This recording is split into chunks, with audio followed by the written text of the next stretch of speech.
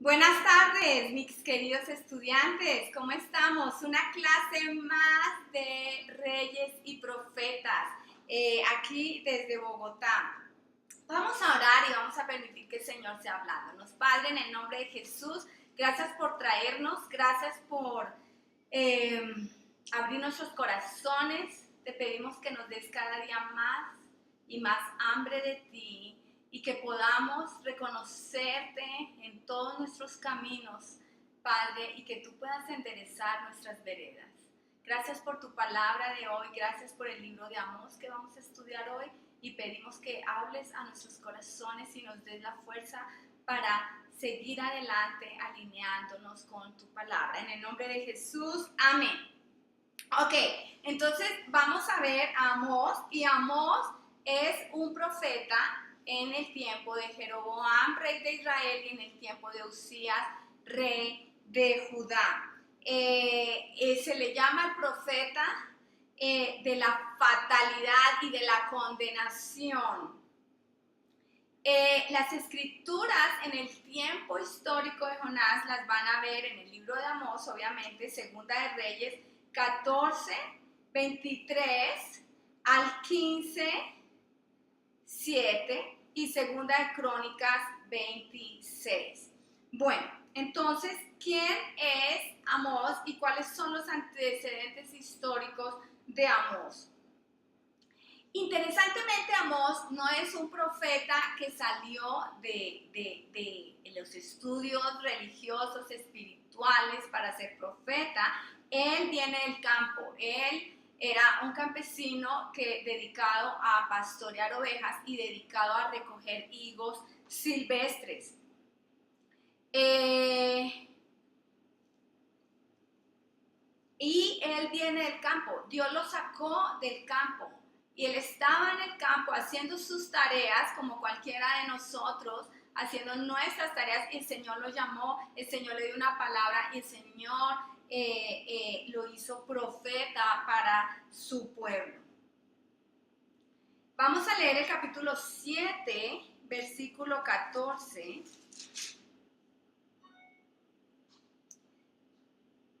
Pero Amós contestó: no soy profeta profesional, ni fui entrenado para hacerlo. No soy más que un pastor de ovejas y cultivador de higueras sicómoros. Bueno, aquí él describe quién es él.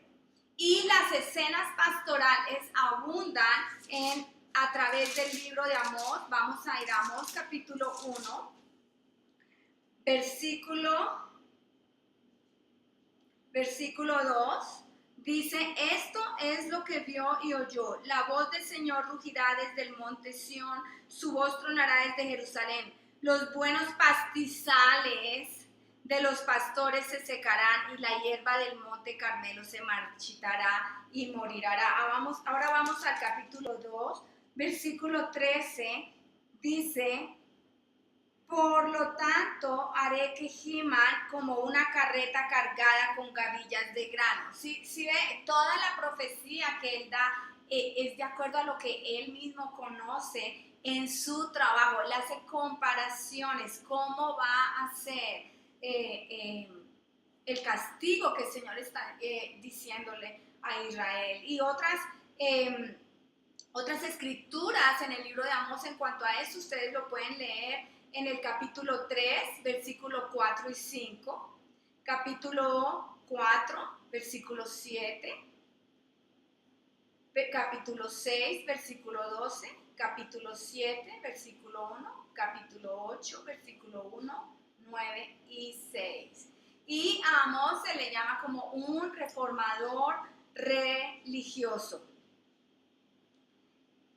¿Para qué? Él salió al desierto, él salió a sus cultivos, él salió de la ganadería. ¿Para qué? Para llamar a un remanente de Dios, a unos seguidores, a un pueblo que no se corrompió, para la justicia de Dios. Y Dios los está llamando, un remanente. ¿Quiénes son? Los que escuchan. Los que escuchan. Aquí en esta clase, ¿cuál es el remanente? Son los que escuchan. En las iglesias donde usted ve miles de personas, ¿quién es el remanente? El que escucha y hace. ¿Se acuerdan del estudio de Proverbios? El estudio de Proverbios nos enseñó la diferencia del sabio, el necio y el simple. ¿Recuerdan cuál era el sabio? El sabio es el que escucha, y pone en práctica. No es el que sabe todo, es el que escucha y pone en práctica, es el que escucha y practica. ¿Quién es el necio? El necio es el que escucha y le importa un comino, sigue su camino. ¿Ok? ¿Y quién es el simple? El simple escucha a todos. Todo lo cree. Si usted le dice por este camino, le cree. Y si usted le dice que por este, lo cree. No entiende, no discierne entre lo bueno y lo malo. Acepta todas las ofertas. Acepta lo primero que se le venga. Acepta. Recibe todo. Es como que tiene una mente de niño. No sabe discernir entre el bien y el mal. Y ese es muy peligroso, estar en ese camino. Es simple. Dios quiere que seamos sabios. ¿Alguna vez hemos sido simples?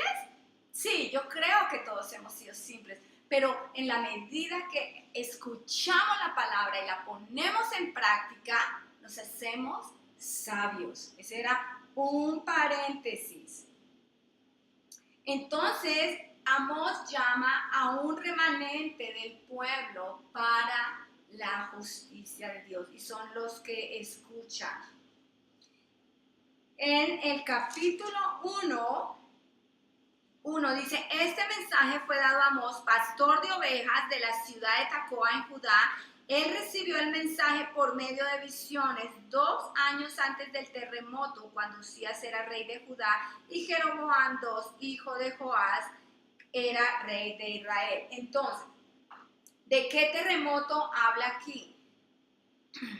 Josefo, que es un historiador, dice que el terremoto que se menciona en este versículo tuvo lugar cuando Usías intentó usurpar las funciones sacerdotales, y vamos a recordar un poquito esto en el libro de Segunda de Crónicas, capítulo 26, versículo 16, dice: pero cuando llegó a ser poderoso, Usías, el rey Usías de Judá, Usías también se volvió orgulloso, lo cual resultó en su ruina. Pecó contra el Señor su Dios cuando entró al santuario del templo del Señor y personalmente quemó incienso sobre el altar del incienso.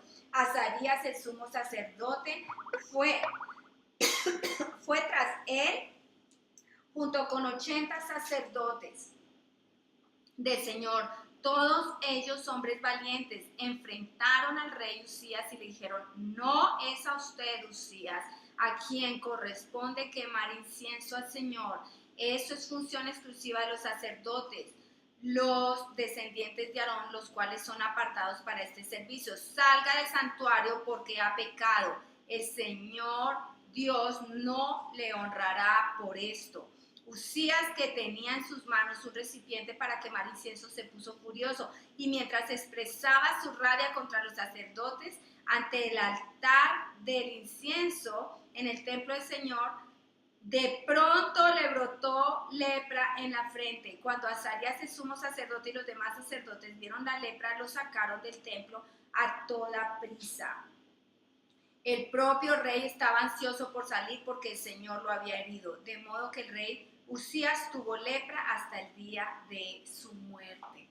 Bueno, eso ya lo leímos antes. Esto es recordar cuál era el rey. Y parece que el terremoto del que habla aquí en el versículo 1 del capítulo 1 tiene que ver con ese terremoto cuando Usías entró al templo.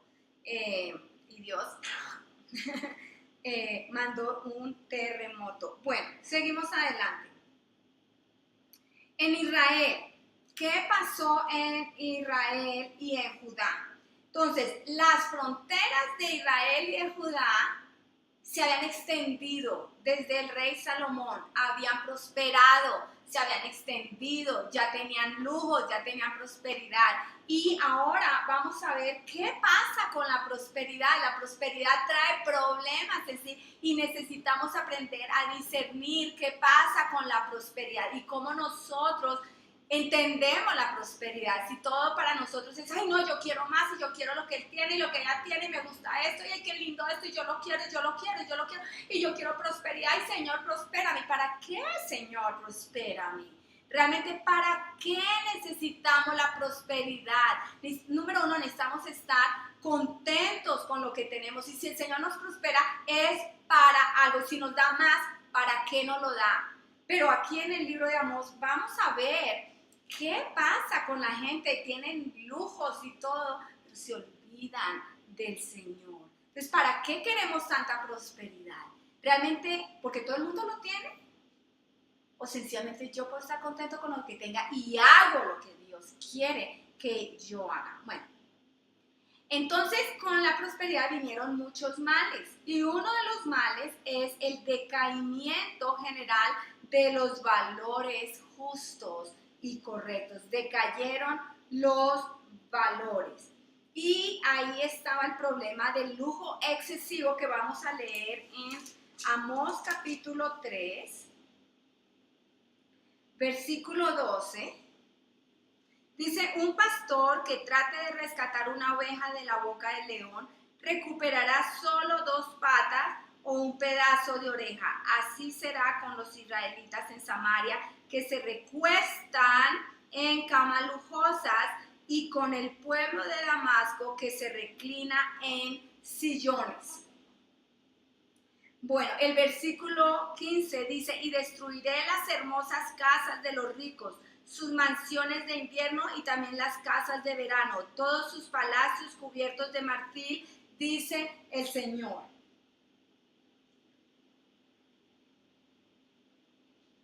Ahora vamos al capítulo 5, 11.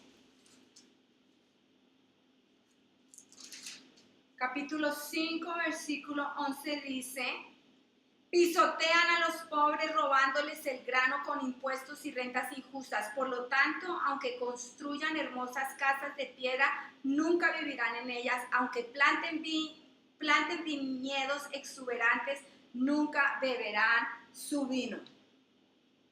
Vamos al capítulo 6, versículo 1.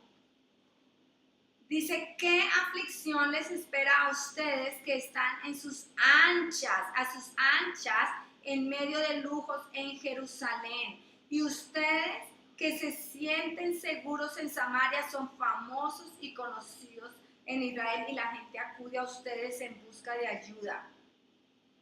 Y versículo 4 al 7 dice, qué terrible será para ustedes que se dejan caer en camas de marfil y están a sus anchas en sus sillones comiendo corderos tiernos del rebaño y becerros selectos engordados en el establo.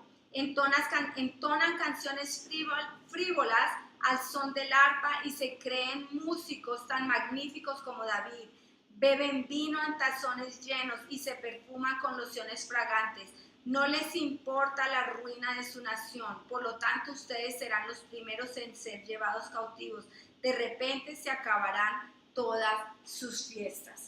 Bueno, el Señor no es que está juzgando la prosperidad, es que está juzgando cómo se vive en la prosperidad, cómo se pierden los valores, cómo creen que están haciendo las cosas bien y Dios dice, todo está mal, están oprimiendo, están rompiendo con mis reglas, están haciendo lo que ustedes quieren, se están gozando, se están vistiendo, se están ornamentando, están cantando, están comiendo, están bebiendo de lo mejor, ustedes no saben lo que ustedes están haciendo detrás de todo eso, están incumpliendo con todos mis valores y mis reglas que yo les di desde el principio.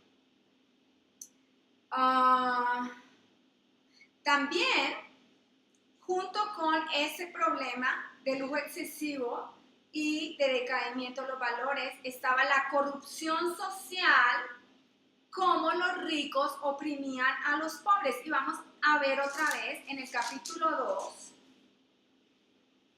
versículos 6 al 8. Dice, esto es lo que dice el Señor, los habitantes de Israel han pecado una y otra vez, y no permitiré que queden sin castigo. Venden por dinero a la gente honrada y a los pobres por un par de sandalias. Pisotean en el polvo a los indefensos y quitan a los oprimidos del camino. Tanto el padre como el hijo se acuestan con la misma mujer y así profanan mi santo nombre. En sus fiestas, en sus festivales religiosos están a sus anchas usando la ropa que sus deudores dejaron en garantía. En la casa de sus dioses beben vino comprado con dinero de multas injustas.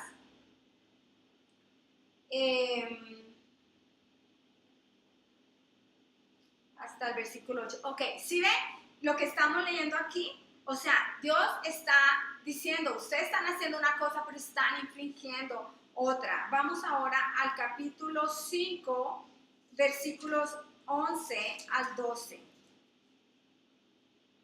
Pisotean a los pobres robándoles grano con impuestos y rentas injustas. Por lo tanto, aunque construyan hermosas casas de piedra, nunca vivirán en ellas. Aunque planten viñedos exuberantes, nunca beberán su vino. Pues yo conozco la enorme cantidad de sus pecados y la profundidad de sus rebeliones. Ustedes oprimen a los buenos al aceptar sobornos y privan al pobre de la justicia en los tribunales. Y ahora vamos al capítulo 8, versículo 4. Dice, escuchen esto, ustedes que roban al pobre y pisotean al necesitado, ustedes no se aguantan a que termine el día de descanso y a que se acaben los festivales religiosos para volver a estafar al desamparado. Pasan el grano con medidas falsas. ¿Se acuerdan qué dice Proverbios de las medidas falsas? Las medidas falsas es cuando, por ejemplo, usted va a comprar y la pesa está un poquito cambiada, entonces usted cree que se llevó la cantidad que se llevó, pero no se llevó eso, pero sí le cobraron eso. O sea, pesas falsas. Y estafan al comprador con balanzas fraudulentas. Y el grano que venden lo mezclan con los desechos barridos del piso. Por una moneda de plata o un par de sandalias convierten en esclavos a los pobres. Entonces, vemos aquí ¿qué está pasando en medio de tanta prosperidad? También otro problema que vemos en medio de la prosperidad estaba el problema de la corrupción religiosa con la idolatría. Y vamos al capítulo 4.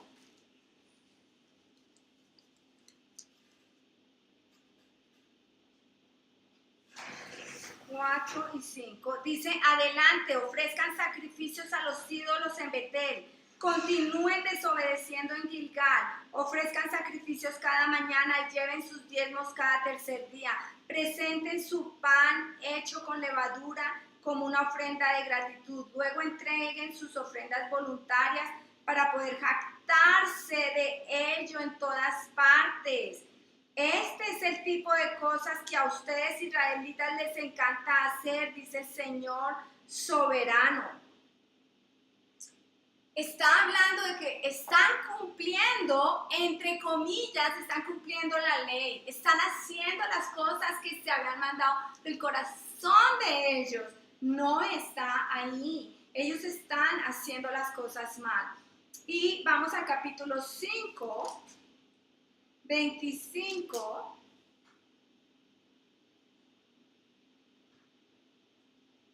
En adelante dice, Israel, ¿acaso era a mí a quien traía sacrificios y ofrendas durante los 40 años en el desierto?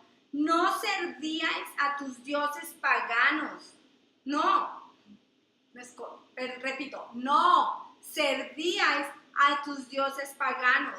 Sicut, tu dios rey, y Kiyun, tu dios estrella. O sea, ellos adoraban a las estrellas, a los astros. Las imágenes que hiciste para ti mismo, por lo tanto te mandaré al desierto, a un país al oriente de Damasco, dice el Señor, cuyo nombre es el Dios de los ejércitos celestiales. El Señor no acepta idolatría. La idolatría es igual a adulterio o fornicación. Por ejemplo, el matrimonio es una relación única y exclusiva. Y Dios compara la relación de Él con su pueblo, con su novia, con su esposa como una relación exclusiva de adoración, de comunión.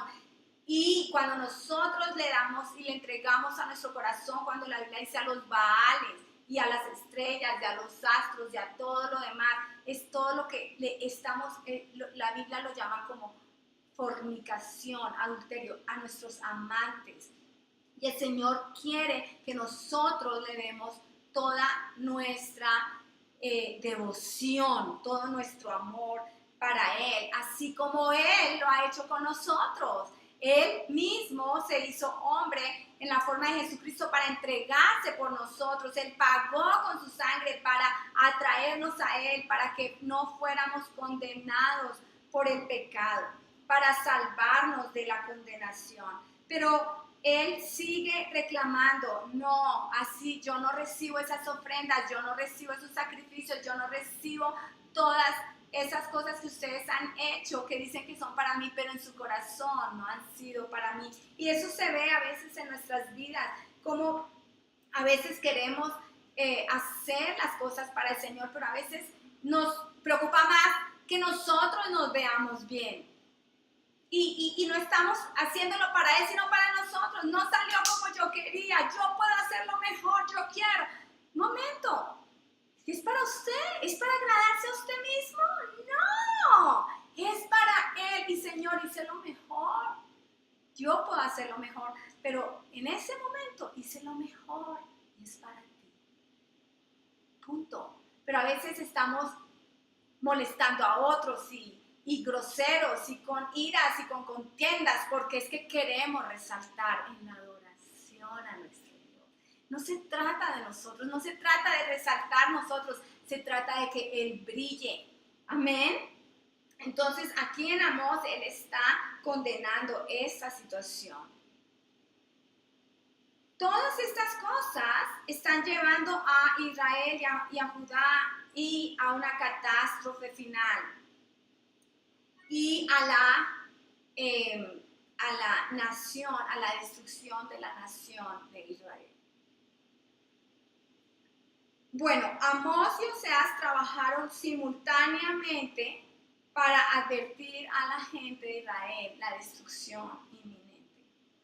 Ahora vamos a ver a Siria. Asiria es la nación que finalmente va a conquistar a Israel. Israel se vuelve, es llevada a Siria, deja de ser Israel, desaparece como Israel y estos son lo que se van a llamar en el Nuevo Testamento los samaritanos. Son los de Samaria, que ellos entienden de la historia de la adoración y todo del pueblo de Israel, pero se mezclaron con Asiria. Y después finalmente queda Judá, a lo cual nosotros todavía llamamos Israel. Ok, ¿qué pasó en Asiria? Durante el siglo IX a.C., Asiria había aumentado en poder y se había extendido. Sin embargo, durante los 60 años siguientes, hubo un respiro para Israel, porque Asiria siempre estaba ahí. Por 60 años hubo un respiro para Israel, y fue durante el periodo de Jonás, cuando fue a Nínive, ¿se acuerdan? Ya vimos Jonás, y Nínive era la capital de Asiria. Entonces, durante ese respiro de 60 años, Dios le dio a Judá y a Israel la oportunidad para que se levantaran y se fortalecieran. ¿Cuál es el problema? Dios quiere que nos fortalezcamos, Dios quiere que prosperemos, pero ¿cuál es el problema? ¿Qué les dijo Dios? ¿Qué le dijo Dios al pueblo en Deuteronomio 28 cuando iba a entrar a Israel? A Dios no le preocupó que prosperaran, porque Dios les dijo, van a prosperar. No era preocupación. La única preocupación de Dios era que sus corazones se apartaran en medio de la prosperidad. Entonces, la verdad, a mí no me preocupa que prosperemos o no prosperemos. Orar por prosperidad, la verdad no. Yo sí creo que Dios quiere prosperidad. ¿Cuál es el problema? Y por qué sí debemos orar. Señor, te pedimos que aunque prosperemos en todo, siempre guardemos tu palabra y nuestro corazón sea para ti, no para la prosperidad. Que no nos volvamos esclavos de la prosperidad, sino que seamos siervos del Dios vivo. El mensaje de Amós está resumida en la declaración que vamos a leer en el capítulo 4, versículo 12. Capítulo 4, versículo 12 dice: por lo tanto yo traeré sobre ustedes los desastres que he anunciado. Pueblo de Israel, que este es el mensaje, prepárate para encontrarte con tu Dios en juicio. Prepárate. Y la realidad es esta. Cuando viene este mensaje, prepárate para encontrarte con tu Dios en juicio, significa dos cosas. Una, prepárate, arrepiéntete, sigue al Señor. O la otra es, prepárate, porque si no te arrepientes, te caerá. ¿Sí? Entonces, dígale a su vecino, prepárate para encontrarte con tu Dios en juicio. La pregunta es, ¿cuál juicio? Te vas a preparar para arrepentimiento. Te vas a preparar para escuchar lo que Dios tiene que decirte. Y yo le voy a decir una cosa. Cada vez que estamos en una situación, la gente que nos ama y nos conoce, los que están cerca de nosotros, son los que nos van a decir la palabra de Dios. Y son a los que normalmente no queremos escuchar. Y la gente que por allá está lejos de Dios, ánimo, mijito, mijita, sigue, qué lindo, ay, qué felicitaciones, estás tomando las mejores decisiones. Y a veces eso es lo que queremos oír. Entonces, prepárate para encontrarte con tu Dios. Prepárate. Escucha la voz, escucha a los profetas, escucha la voz que Dios el mensaje que Dios te está diciendo. No nos gusta oír, pero ¿sabe qué? Humillémonos. El reino de los cielos es de los mansos y de los humildes. Necesitamos bajar la cabeza y decir, ¡ay, no me gusta, pero Señor, quiero hacer tu voluntad y no la mía! Amén. La prosperidad nacional de Israel estaba en su pico, que resulta en la ociosidad espiritual y la decadencia nacional. Capítulo 6, Amós, capítulo 6, 1 al 6, dice: ¿qué aflicción les espera a ustedes que están a sus anchas en medio de lujos en Jerusalén? Y a ustedes que se sienten seguros en Samaria, son famosos y conocidos en Israel. La gente acude a ustedes en busca de ayuda, pero van a Caín. Y vean lo que ocurrió allí. Vayan luego a la gran ciudad de Amad y desciendan a la ciudad filistea de Gat. Ustedes no son mejores que ellos y miren cómo fueron destruidos. No quieren pensar en el desastre que viene, pero sus acciones solo acercan más el día del juicio. Qué terrible será para ustedes que se dejan caer en camas de marfil y están a sus anchas en sus sillones, comiendo corderos tiernos del rebaño, becerros selectos engordados en el establo.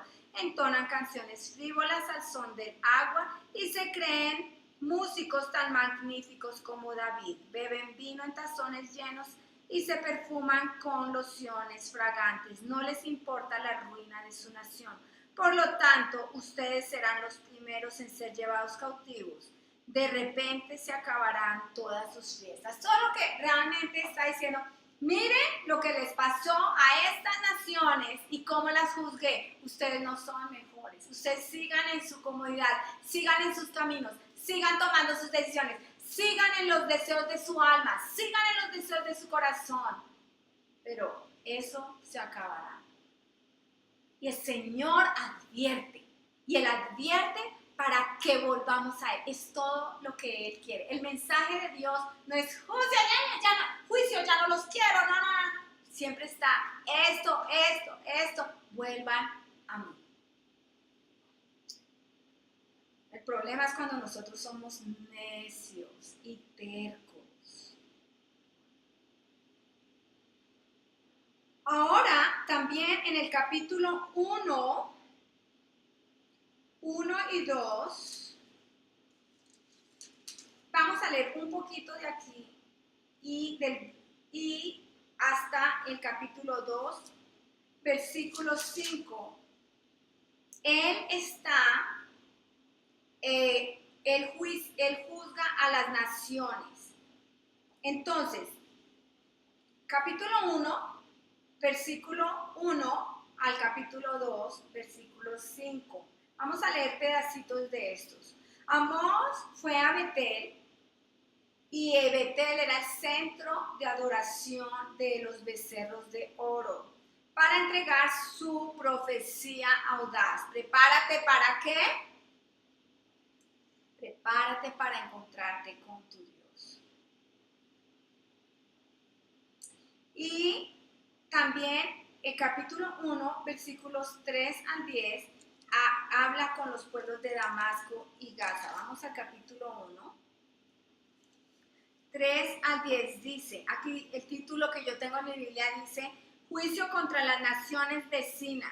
Esto es lo que dice el Señor, los habitantes de Damasco han pecado una y otra vez, y no permitiré que queden sin castigo. Azotaron a mi gente en Galaad, como se separa el grano con trillos de hierro.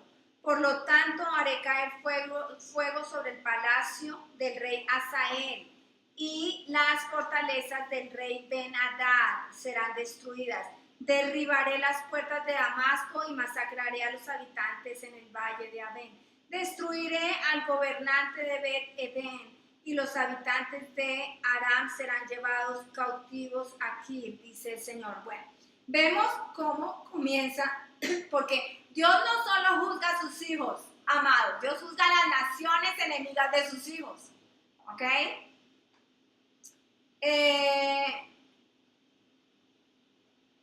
Y también se dirige a Edom, Amón y Moab, versículos 11, capítulo 1, versículo 11. Esto es lo que dice el Señor.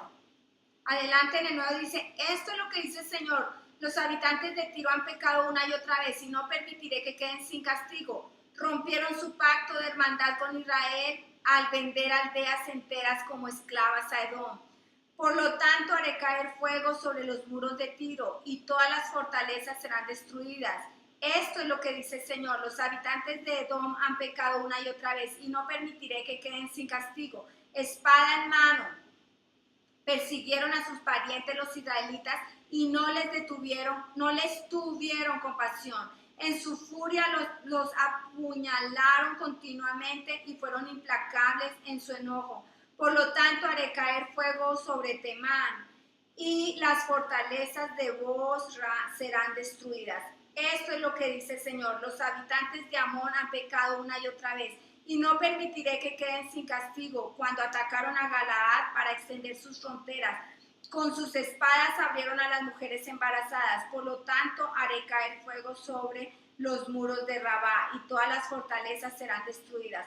La batalla vendrá sobre ellos con gritos como un torbellino en una tormenta impetuosa, y su rey y sus príncipes irán juntos al destierro, dice el Señor. Ahora en el capítulo 2 dice, esto es lo que dice el Señor, los habitantes de Moab han pecado una y otra vez, y no permitiré que queden sin castigo. Profanaron los huesos del rey de Edom, reduciéndolos a cenizas. Por lo tanto, haré caer fuego sobre la tierra de Moab.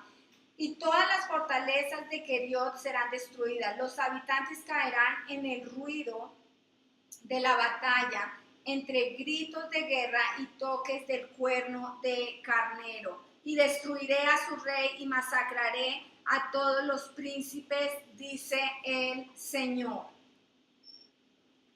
Ok, y también después vuelve su atención a la hermana nación de Judá. Acuérdense que él habla a Israel, habla a las naciones vecinas, habla a Asiria y ahora también habla a Judá. Capítulo 2, 4 y 5. Juicio, el título que yo tengo en mi Biblia dice Juicio de Dios contra Judá e Israel. Esto es lo que dice el Señor. Los habitantes de Judá han pecado una y otra vez, y no permitiré que queden sin castigo. Rechazaron la instrucción del Señor y se negaron a obedecer sus decretos.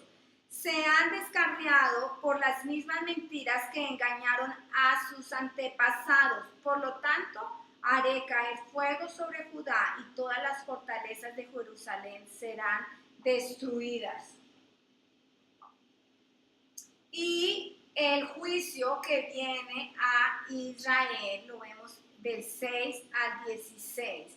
Esto es lo que dice el Señor. Los habitantes de Israel, capítulo 2, los habitantes de Israel han pecado una y otra vez y no permitiré que queden sin castigo. Venden por dinero a la gente honrada y a los pobres por un par de sandalias. Pisotean en el polvo a los indefensos y quitan a los oprimidos del camino. Tanto el padre como el hijo se acuestan con la misma mujer y así profanan mi santo nombre. En sus festivales religiosos están a sus anchas usando la ropa que sus deudores dejaron en garantía. En la casa de sus dioses beben vino comprado con dinero de multas injustas. Pero ante los ojos de mi pueblo destruí a los amorreos, aunque eran tan altos como cedros y tan fuertes como robles. Destruí el fruto de sus ramas y arranqué sus raíces. Fui yo quien los rescató a ustedes de Egipto y los guió por el desierto durante 40 años para que pudieran poseer la tierra de los amorreos. Elegí a algunos de sus hijos para ser profetas y a otros para ser nazareos. ¿Acaso puedes negar esto, Israel, pueblo mío? Pregunta el Señor. Pero ustedes hicieron que los nazareos pecaran, forzándolos a beber vino, y les ordenaron a los profetas, cállense. Por lo tanto, haré que giman como una carreta cargada con gavillas de grano. Sus corredores más veloces no podrán escapar. El más fuerte entre ustedes se volverá débil. Ni siquiera los guerreros más poderosos serán capaces de salvarse. Los arqueros no podrán mantenerse firmes. Los más veloces no serán lo suficientemente rápidos para escapar. Ni siquiera los que montan caballo podrán salvarse. En aquel día los hombres de guerra más valientes dejarán caer sus armas y correrán por sus vidas, dice el Señor. Bueno, aquí está hablando de Israel. Aquí está hablando de la situación del corazón de Israel y del juicio. Y les recuerda quién los sacó, quién los trajo hasta aquí, quién los libró de las manos de los enemigos. Y ustedes me deshonran cada día. Y es muy importante cuando Dios nos recuerda algo de lo que Él ha hecho. Es muy importante por eso que guardemos. ¿Cómo me ha guardado Dios? ¿Cómo me ha salvado Dios? ¿Cómo me ha prosperado Dios? ¿Qué ha hecho Dios por mí a través de mi vida? Pero lo más importante es no olvidar quién es Él y siempre decirle a mi corazón, alma mía, no te olvides de ninguno de sus beneficios. Alma mía, alaba a Jehová. Alma mía, ríndete al Señor. Alma mía, deja de ser rebelde. Alma mía, obedece a tu Dios. dígale a su corazón, háblese usted mismo. Y en este momento podemos hacer un pequeño ejercicio, dígase. Yo voy a decir, María Inés, obedece a tu Dios. María Inés, ríndete a tu Señor. María Inés, humíllate a la palabra de Dios. María Inés, aplica su palabra a tu corazón. María Inés, desgarra tu corazón delante del Señor. Háblese, así como yo me acabé de hablar a mí misma. Nos tenemos que hablar, es un ejercicio diario. Háblese, dígase, denle la orden a su alma para que obedezca. Amén. Ok. Ahora vamos a ver advertencias y llamado al arrepentimiento. Capítulo 5:1. Capítulo 5:1 al 6:14. Pero vamos a ver unas partes. Dios llamó a Israel a arrepentirse. Vamos a ver del versículo 4, capítulo 5, versículo 4. Dice, ahora bien, esto es lo que el Señor dice a la familia de Israel. Vuelvan a buscarme y vivan. Vuelvan a buscarme y vivan. No adoren en los altares paganos en Betel. No vayan a los altares en Gilgal ni en Berseba. Pues el pueblo de Gilgal será arrastrado al desierto y el pueblo de Betael será reducido a nada. Vuelvan a buscar al Señor y vivan, lo repite en el versículo 6. De lo contrario, Él pasará por Israel como un fuego y los devorará completamente. Sus dioses en Betel no serán capaces de apagar las llamas. Ustedes tuercen la justicia y la convierten en trago amargo para el oprimido. Tratan al justo como basura. Es el Señor quien creó las estrellas, las Pléyades y el Orión. Él transforma la oscuridad en luz y el día en noche. Él levanta agua en los océanos y la vierte como lluvia sobre la tierra. El Señor es su nombre. Con poder y deslumbrante velocidad destruye a los poderosos y aplasta todas sus defensas. ¿Cómo odian ustedes a los jueces honestos? ¿Cómo desprecian a los que dicen la verdad? Pisotean a los pobres robándoles el grano con impuestos y rentas injustas. Por lo tanto, aunque construyan hermosas casas de piedra, bueno, eso ya lo leí. El versículo 14 dice, hagan lo bueno y huyan del mal para que vivan. Entonces el Señor Dios de los ejércitos celestiales será su ayudador, así como ustedes han dicho. 15 dice, odien lo malo y amen lo bueno. Conviertan sus tribunales en verdaderas cortes de justicia. Quizás el Señor Dios de los ejércitos celestiales todavía tenga compasión del remanente de su pueblo. Ok. Advertencias. Buscar el bien y no el mal que le puede dar vida. El bien da vida, no busque el mal. Ahora también vemos el capítulo 5, 16 al 27, del 18 dice, es una advertencia sobre el juicio que viene. Quiero leer el 25, dice Israel, ¿acaso era a mí a quien traía sacrificio y ofrendas durante 40 años en el desierto? No servías a tus dioses paganos.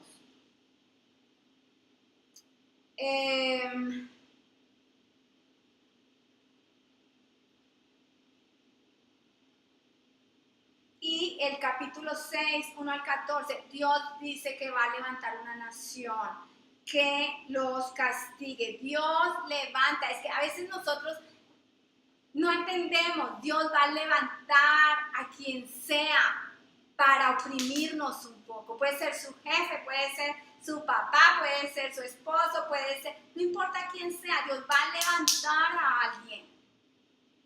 Y a veces nosotros, cállese, fuera de mí, Satanás. No, a veces realmente es, Dios te está hablando.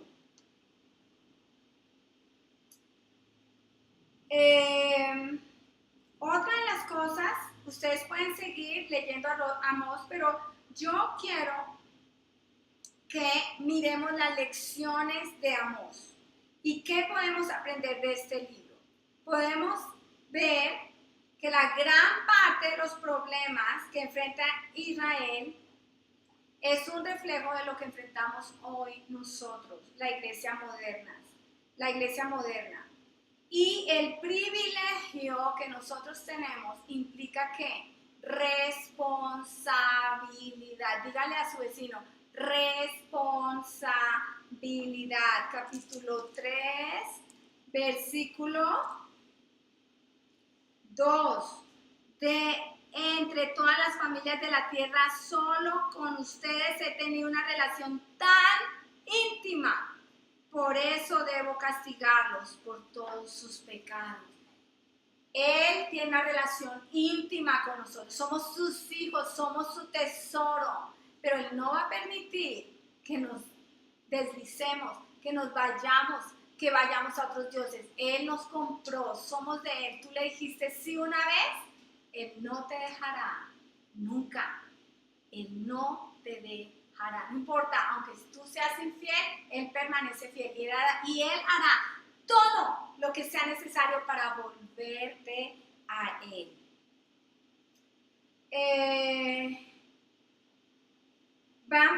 Otra de las lecciones es que vemos el significado y el propósito de la calamidad cuando se trata de Dios en el capítulo 4, 6 al 12. Hice que pasaran hambre en cada ciudad y que hubiera hambruna en cada pueblo.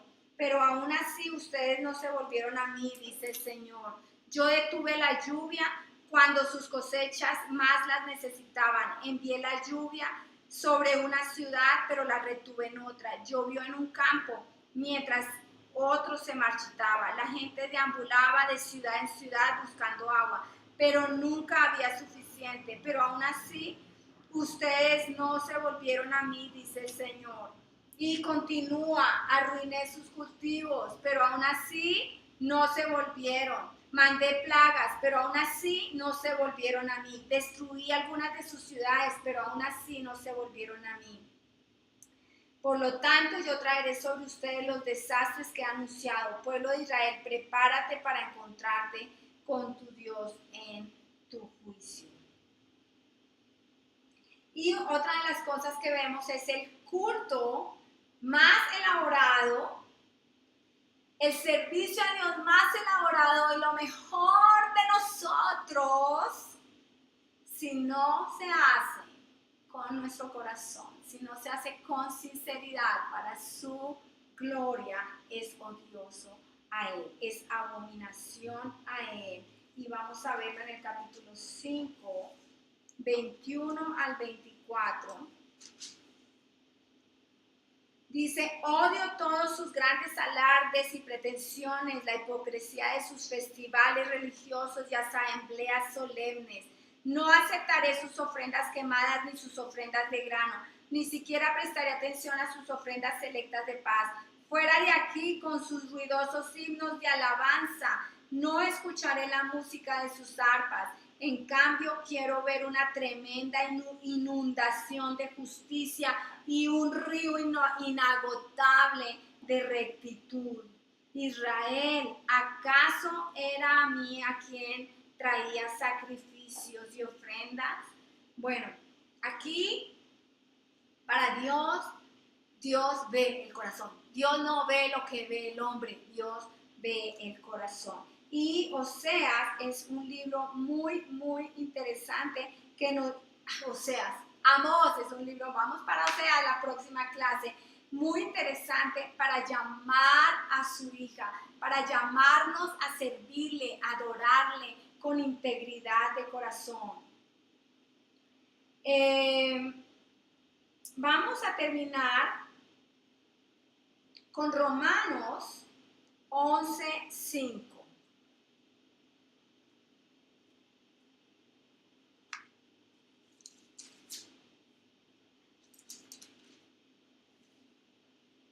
5 dice, lo mismo sucede hoy porque unos cuantos del pueblo de Israel han permanecido fieles por la gracia de Dios, es decir, por su bondad inmerecida al elegirnos.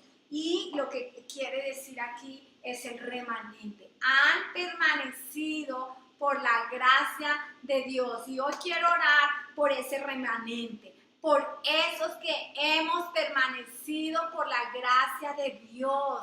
También por la gracia de Dios es que escuchamos, es que obedecemos, es que ponemos en práctica. Volvamos al Señor. Prepárate para encontrarte con tu Dios. Padre, gracias por tu palabra y por el mensaje de amor para nosotros hoy. Perdónanos por mirar prosperidad de tantas formas que lo que vemos en la sociedad alrededor nuestro y a veces en nuestras propias familias es la inversión de los valores. Contentos con lo que tenemos, nuestros lujos, nuestras cosas, todo lo que nuestra alma ha deseado, pero nos hemos alejado de ti. Señor, queremos encontrarnos contigo. Queremos volver a ti, queremos que sanes nuestra tierra, queremos, Señor, Padre, que podamos vivir en tu presencia. Padre, desgarramos nuestros corazones delante de ti. Y todo lo que hay en nuestros corazones, todo lo que nuestra alma desea, lo entregamos a ti. Y pedimos que seas tú entrando, quitando, sanando y arreglando todo lo que no es en nuestra alma. En el nombre de Cristo Jesús. Amén. Y si ustedes pueden orar, rinda todo al Señor. ¿Qué es todo? Rinda lo que tiene, rinda lo que no tiene y lo que desea.